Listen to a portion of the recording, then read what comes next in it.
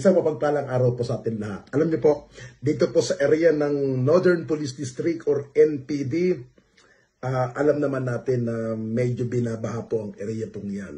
Na kung saan karamihan ng mga ibang mga crime, nandiyan din po sa area yan. Pero, bibilib ko rito, kahit anong daming problema po dyan sa anti-criminality, pero ang kapulisan, hindi po nagpapabaya sa kanilang mga tungkulin. Bagkus, kahit anong oras, anong araw, hanggat kaya nilang hulihin, hanggat alam nila na mayroong information dahil sa ibinibigay po ng ating mga kababayan, ay nakukuha po nila ang mga tao. Kaya po, napakahalaga ng inyong suporta. Kaya dyan po sa Northern Police District, congratulations sa inyo dahil nung panahon ng kalamidad, talaga naman aktibo kayo sa pakikipagtulungan, pakikipag-guide, at higit sa lahat, yung serbisyo ninyo ay talagang naipahahatid ninyo sa ating mga kababayan. Hindi lang kayo pulis. Yung pulis ba na tipong tumatambay sa saan-saan na nagro-rubing, hindi lang po yun ang inyong ginagawa. Bagkus, pinadama po ninyo ang inyong pagmamahal, pagkakalinga sa ating mga kababayan nung panahon ng mga may bagyo, nandyan po kayo para umagapay sa kanila. Dial 911, darating sila. Huwag na kayong maghanap ng pulis sa presinto sapagkat ang pulis ay nasa inyo ng mga telepono.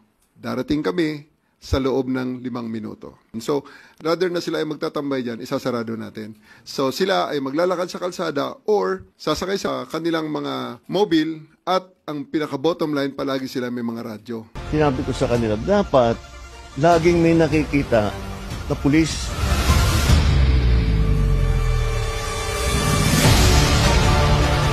Kailangan ng pakiramdam ng tao, laging may pulis dito. Nararamdaman ng mga tao na safe ng kapaligiran kahit saan Metro Manila, kahit saan magpunta, okay naman. Okay ang palakad ng mga gobyerno natin, mga kapulisan, ayos naman. At maganda-ganda naman maraming kapulisan. Nakikita naman natin yung mga pulis dito. Responsive naman sila, active naman sila na nag-aayos sa mga traffic natin dito sa lugar na to.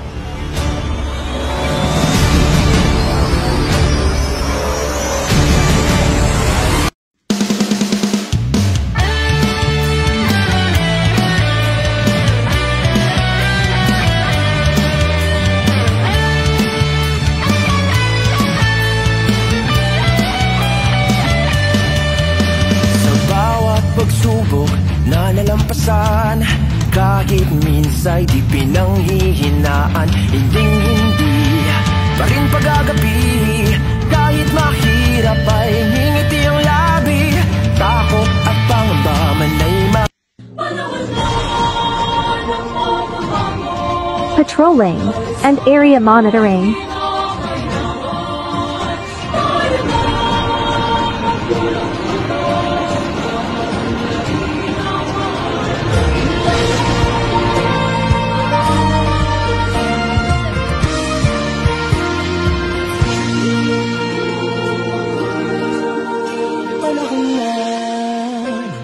Pagbabago dahil sa ito ay kinakailangan. Police visibility.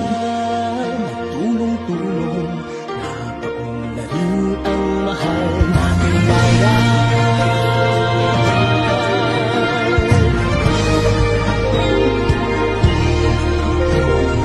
Distribution of flyers.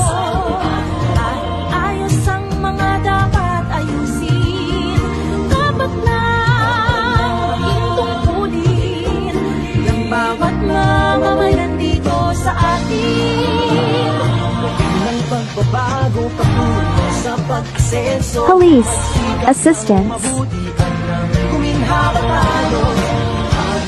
Natin sa mundo at ipamalas ang bagong Pilipino at bagong Pilipinas.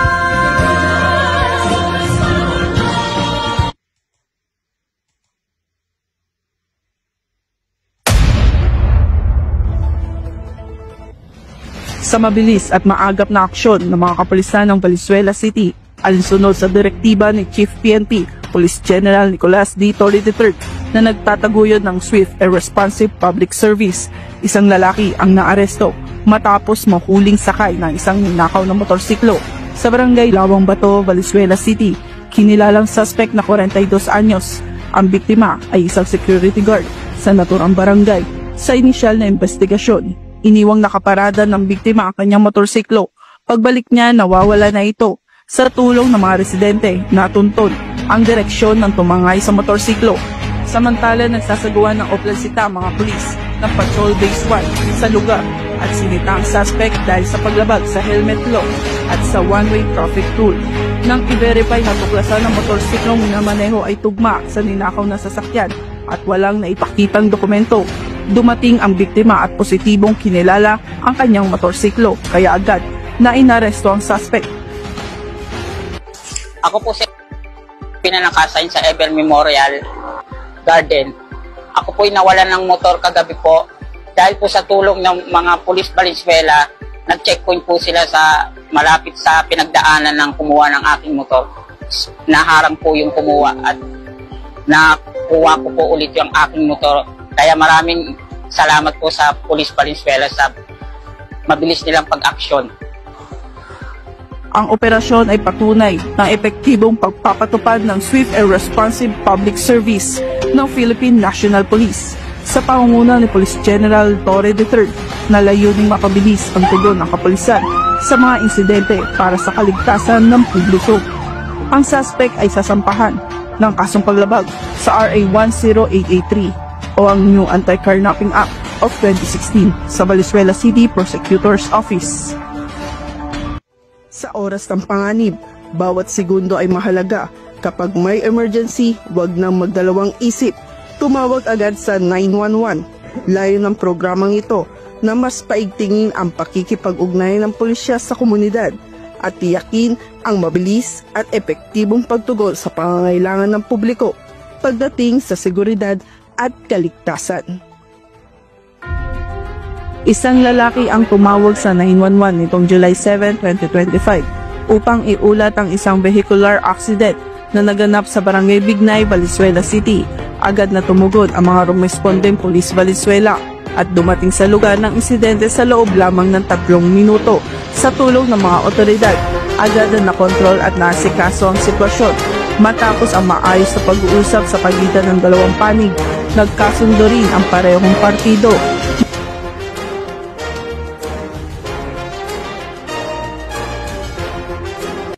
Ako po yung tumawag sa 911. Ako po si Aldrin Corpus na nagpapasalamat po ako sa agarang pag-aksyon kagad ng Valenzuela City Police.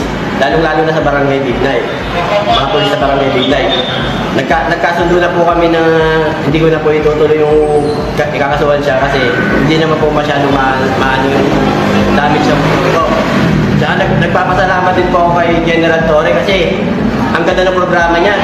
Saglit na saglit lang, nandito na yung mga polis. Ang insidente ng umano'y panloloob ang naiulat noong July 17, 2025 sa isang establishmento na matatagpuan sa North Bay Boulevard, Navotas City. Ayon sa Navotas City Police Station Alpha 30 Base, bandang alas 9:41 ng gabi nang matanggap nila ang tawag ukol sa nasabing insidente. Agad naman na rumisponde ang kaunlarang patrol base at dumating sa lugar makalipas lamang ng 2 minuto. Ganap na alas 9:43 ng gabi sa isinagawang inisyal na investigasyon ng mga rumesponding pulis. Agad nilang sinigurado ang lugar. Ayon sa mga barangay tanod, tumakas na umano ang suspect bago pa man dumating ang mga otoridad. Isang menor de edad ang itinuturong sangkot sa insidente. Walang naiulat na nawawalang gamit mula sa nasabing establishmento. Sa kabila nito, nagsagawa ang mga polis ng masusing pagtatanong sa mga residente at negosyong malapit sa lugar upang makalap ng karagdagang impormasyon at posibleng saksi. Yung polis, sila yung gumawa ng trabaho para sa amin. Sila rin yung nag-clear out para sa amin. Sa kanila lang ako makikinig sapagkat alam nila ang tagpunin nila. Yung responde, katulad ng sinabi ni General Torre, dumating sila sa tamang panahon, nagli-an, bilis na sila. Thank you, sir. Muling pinatunayan ng Northern Police District ang kanilang mabilis na aksyon at epektibong pagresolba sa mga insidente sa komunidad. Isigaw mo sa hangin, tumindig at magsilbing liwanag.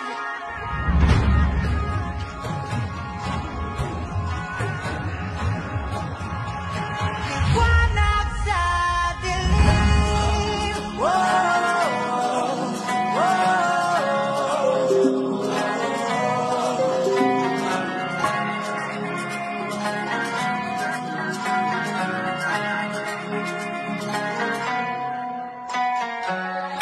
Turing ang iyong sariling naghahawi ng ulap sa kalangitang kulimlim.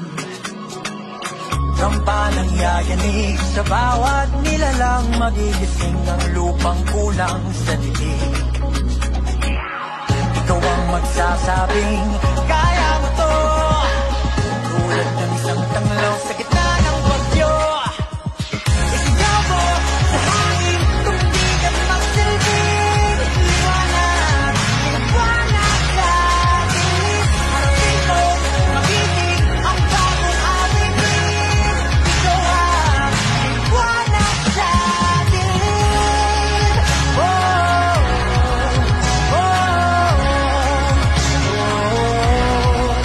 At sa paghamon mo sa agos ng ating kasaysayan, uukitin ng bagong daan. Ikaw ang aawit ng kaya mo to, isang panalangin sa gitna ng gulo. Isigaw mo sa hangin, tumindig at magsilbing liwanag. Liwanag sa dilim, harapin mo, magiting ang bagong awitin. Ikaw ang liwanag sa dilim.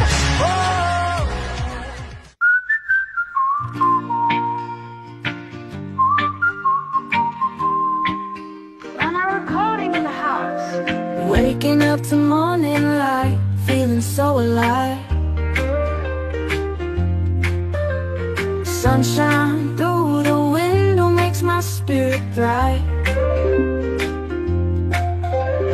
Coffee in my favorite. Nasa'y patutupad tungkulin aming sinumpaan, serbisyong sinasa puso para lang sa bayan. Sa tawag ng tungkulin, kami ay nakahanda. Sa oras ng sakuna at peligro, kami ang sandalan nyo. Pambansang pulis yan ang Pilipinas, tapat na naglilingkod.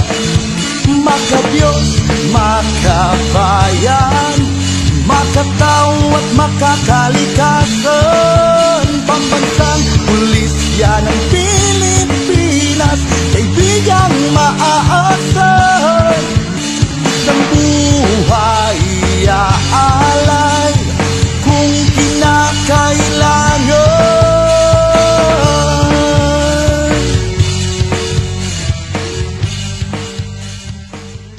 Can't we just stay in?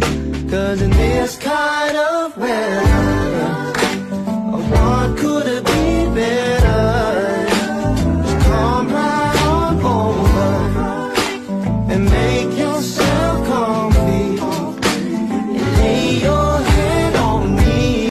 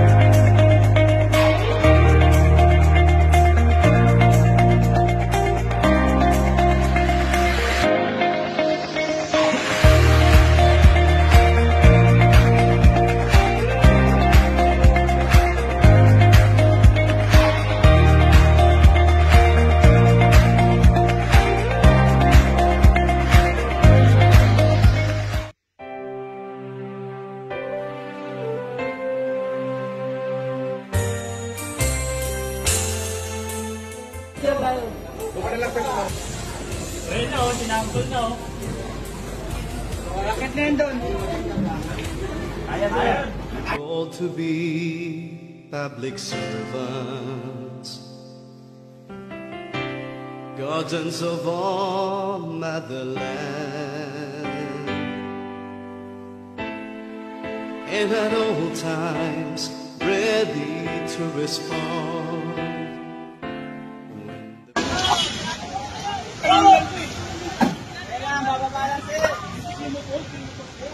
For the saints of the few,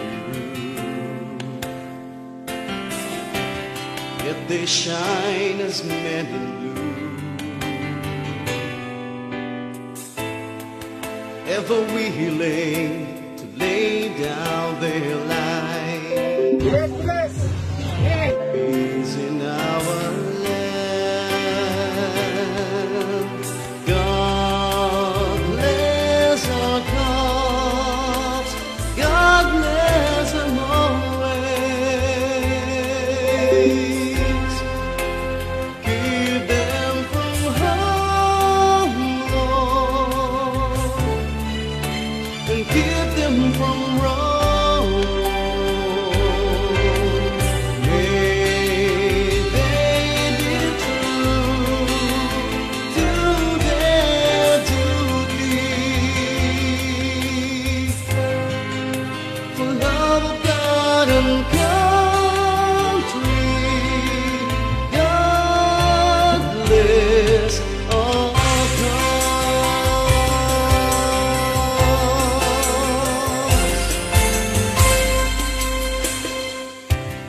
Now it is time to give them a chance. Work with them hand in hand to maintain peace, Lord, there in our land. Let's join our hands with everyone.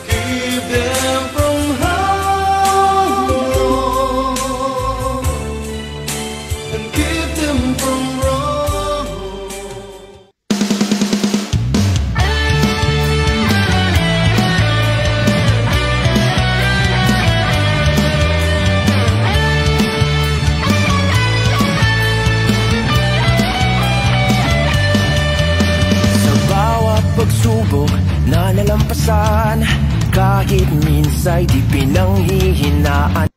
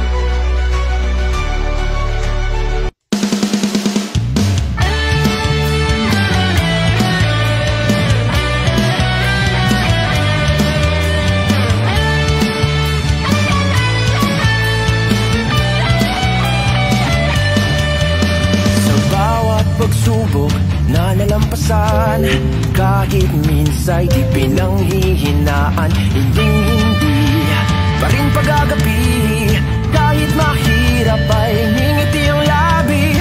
Takot at pangamba man ay maghari, para sa kaligtasang hindi mawari.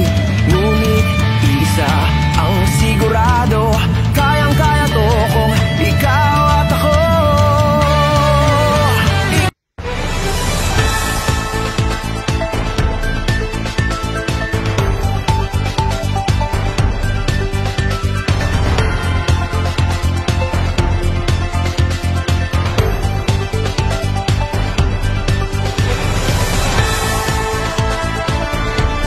Kami po ay nagpapasalamat sa masisipag na mga kapulisan ng ating Substation 11 sa pagkakahuli sa 3 individual na lumabag sa RA 1602 o Anti-Illegal Gambling Law.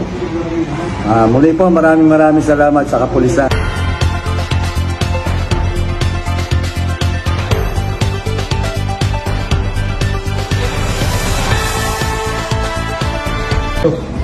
Muli po ay nagpapasalamat ang Barangay 175 sa Station 11 at sa kanilang buting hepe.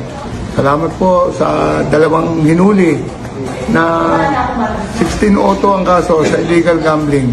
Muli po ay nagpapasalamat po kami sa Substation 11.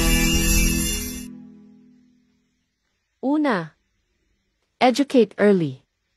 Turuan ng mga bata at kabataan tungkol sa panganib ng droga gamit ang wasto at angkop na wika para sa kanilang edad.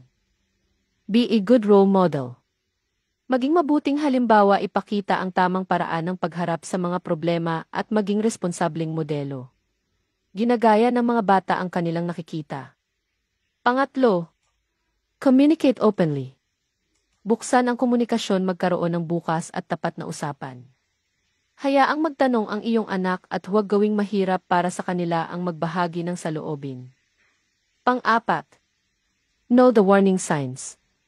Kilalanin ang mga babala, bantayan ang pagbabago sa ugali, mood, grado o mga kaibigan. Maaaring ito'y mga unang palatandaan ng paggamit ng droga.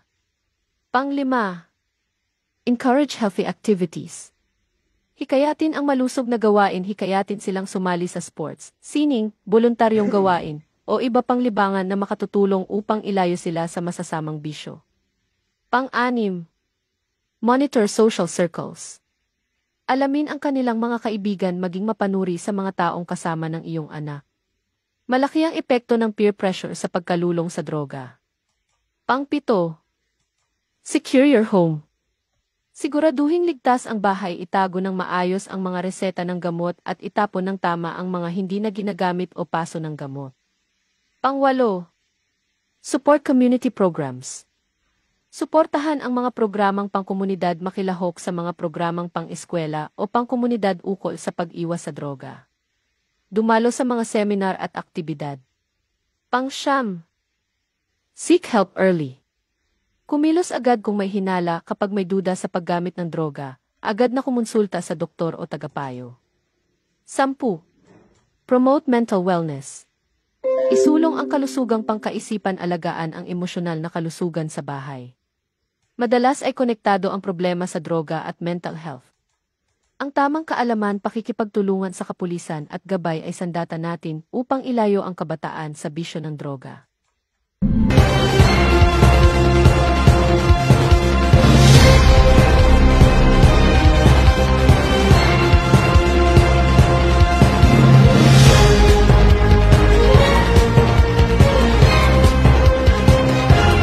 Nagpapasalamat po ako sa Substation 11 kay Police Captain Fariñas sa pagkakahuli po sa wanted person na sa kasong serious physical injury. Maraming salamat po. Mabuhay po kayo.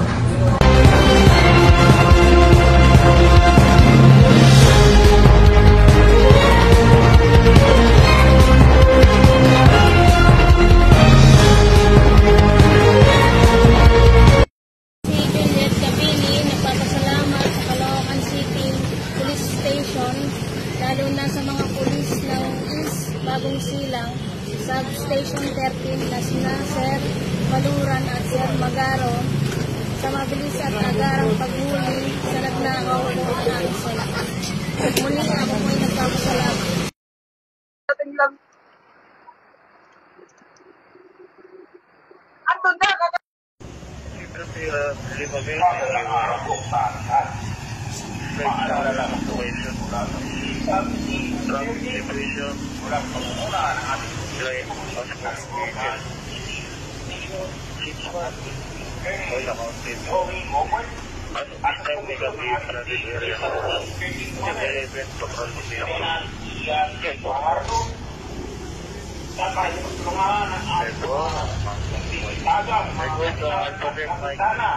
ng Barangay 176.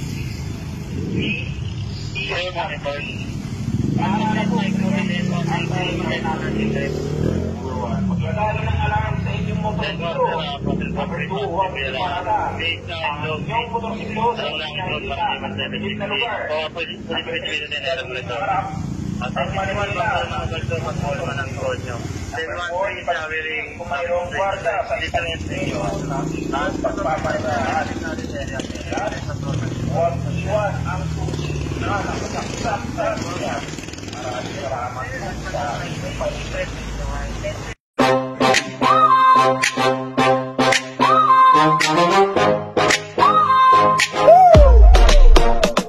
Bawat sulok ng barangay may gabay. Sa gitna ng gulo may kamay na umaakay. Pina force multiplier di lang tagapagtanggol. Kasama ang substation 13. Ang bayan ay buot matatag. P-Max sa harap di basta sumusuko. Force multiplier walang atras diretso. Kasama ang police substation 13. Gabay sa barangay. Respeto disiplina palagi. Galugad gabi-gabi bulabog kung saan man. Checkpoint curfew bawal ang pahinga. Rescue kung may sakuna. Feeding charity para sama sa Pima. Ang pangalan serbisyo pusong buong buo. Volunteer sa kalsada ulan man o init ng araw. Hindi alintana ang pagod basta makapagsipi ng tapat. Kami ang P-Max Force Multiplier kasama ang SS-13. Kauwang ng pamahalaan. May tapang, may puso at may pananampalatayang tangan. Hindi kami bayani, kami katuwang ninyo. P-Max ang puso, serbisyo'y totoo. Sa utos ng Substation 13 laging alisto dahil sa amin ang katahimikan ay totoo. Sa bawat misyon dala ang panalangin. May dasal sa gabi bago sumabak sa laban. Substation 13 ang aming kakampi. Diyos ang laging kasama P-Max Force Multiplier kasama ang Substation 13, walang atras. Ronda sa barangay, curfew, checkpoint at bulabog, bantay ng bayan sa tapang ay walang kapantay. Force Multiplier, puso'y voluntaryo. Tapang ay grabe sa barangay, sa rescue, sa laban ng buhay. Kami nandyan para sa masa, para sa bayan. Kasama ang SS-13,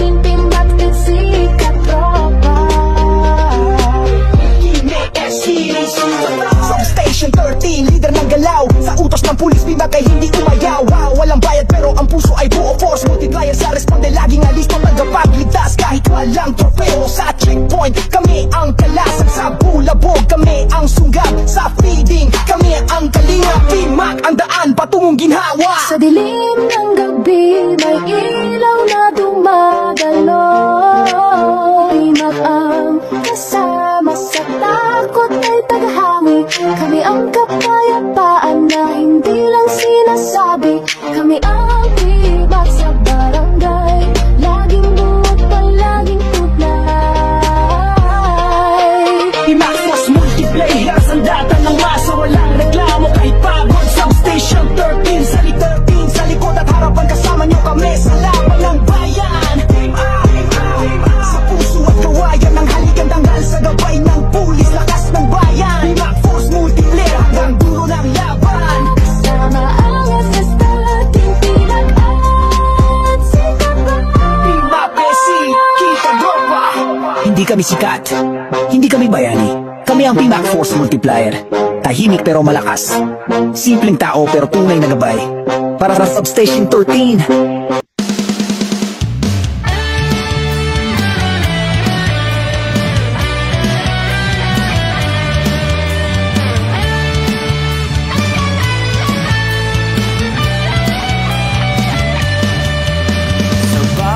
Pagsubok na nalampasan, kahit minsay di pinanghihinaan. Hinding-hindi pa rin pag-agabi, kahit mahirap ay ngingiti ang labi.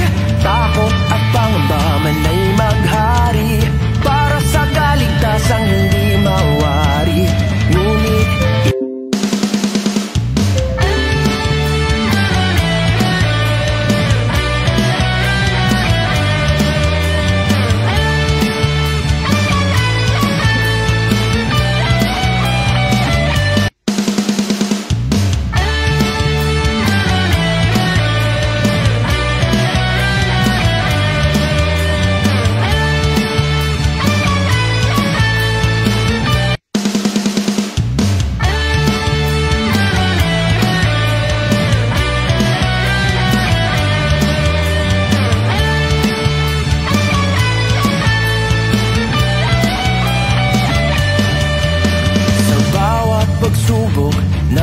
nalampasan, kahit minsa'y di pinanghihinaan. Hindi pa rin pag-agapi.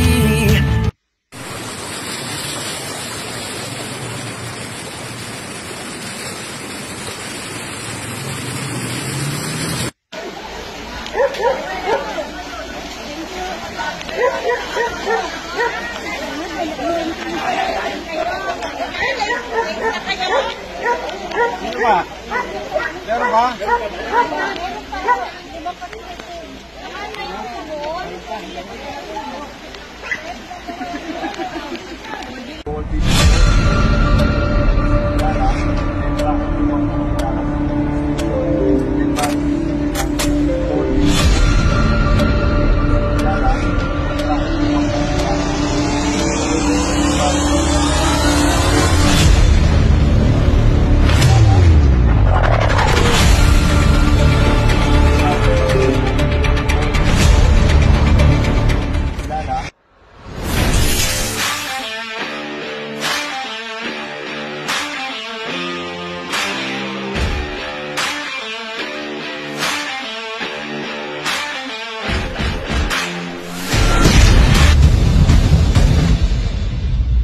Pag-aresto sa isang lalaki for violation of unjust vexation by virtue of warrant of arrest. Ang suspect ay 65 taong gulang, kasal, nagtatrabaho bilang helper at residente ng Barangay Dalandanan. Ang warrant and subpoena section at court patroller ng Valenzuela City Police Station ay nagsagawa ng warrant of arrest laban sa kanya para sa krimeng unjust vexation, alinsunod sa RTC Branch 270 noong July 3, 2025 na may recommended bail bond na 3,000 pesos. Ang magandang hapon po, ako po si Kagawa Jason Lima. Ako po ay nakatalaga sa Barangay Peace and Order Council. Ang ano po natin dito, trabaho po natin ay pagpapanatili po ng kaayusan, kapayapaan po dito sa ating barangay. With regard naman po sa ating coordination with the Substation 6, okay naman po yung aming partnership. Kung may mga problema po na idinudulog po sa akin regarding sa police matter, kagad naman po nating pinaalam po sa ating hepe sa Substation 6 para po maaksyonan kung ano po yung mga nagiging problema o krimen na pwede mangyari sa ating barangay. 2 lalaki arestado para sa illegal gambling at possession ng droga. Nakatanggap ang Patrol Base 7 ang tawag mula sa isang concerned citizen na nag-uulat ng illegal na Cara Cruz gambling sa naturang lugar. Dahil dito, agad silang nagtungo sa pinangyarihan at nahuli ang mga suspect sila ay lumalaro at tumataya sa naturang sugal. Nasihi sa kanila ang 3 pirasong 1 peso coin flip, isang coin purse, bet money na nagkakahalaga ng 300 pesos. Nahuli rin sa suspect na may hawak na 2 heat-sealed plastic sachet na naglalaman ng tinatayang 0.55 grams ng suspected shabu na may street drug price value na 3,740 pesos. Una sa lahat, siyempre nagpapasalamat po kami sa PNP, sa ating mga kapulisan na patuloy po ang kanilang pagsugpo sa mga illegal na droga dito po sa aming barangay, yung Barangay Bignay. At sana po ay patuloy na gawin pa uli nila yung mga ganon para mahinto po yung mga ganyang activity na napakapangit po sa aming barangay. Lalo na po yung drugs, tsaka po yung sugal. Sana po patuloy na gawin at suportahan po ang Barangay Bignay. Ganon din po kami na sa panguna po ng ating Kapitan Garcing Victoriano ay patuloy po kami susuporta sa mga kapulisan. Sana po maging maayos to itong ating Barangay Bignay. Yun lamang po. Salamat po sa inyo. Sa RA 10515 at RA 9165 at na-recover ang 1.9 grams ng shabu. Nang makarating ang personnel ng Patrol Base 1 sa lugar matapos makatanggap ng tawag mula sa isang concerned citizen na mailalaking suspect na ninanakaw ang PLDT nap box na huli sa suspect na mismong akto ang pagtanggal ng nasabing kagamitan. Agad siyang inaresto at nakumpiska ang mga sumusunod. 2 pirasong cover ng PLDT na box, isang motorsiklong may sidecar na kulong-kulong, isang sling bag na naglalaman ng isang Phillips screwdriver, 2 pirasong ratchet wrench, 2 pirasong heat-sealed plastic sachet na may tinatayang 1.9 grams ng shabu na may standard drug price na 7,412 pesos. Cesar de Vinagracia, ang administrator ng Barangay Genti de Leon. Currently, talking of drugs, we have been actually from the very start that we took over last 2023 November, isa yan sa mga unang inisikaso namin, no? Siyempre, nandun yung creation ng ating badaw, enforce namin yan, we equip them and everything, no? Kasi ang trust ng Genti sana is to be one of those that we can consider a drug-free barangay. So we appreciate very much the efforts of the drug personnel and of course, the participation ng ating mga police. Actually, they have been very active. Sila pa nga ang tumatawag pag may mga bust, pag may mga and all of these things, and we appreciate that. Patuloy ang pagpapaalala ng kapulisan na makiisa at maging mapanagot na mamamayan para sa kapayapaan at kaayusan ng komunidad. Ito po ang inyong Valenzuela City Police Station na nagpapaalala na sa bagong Pilipinas ang gusto ng pulis ligtas ka.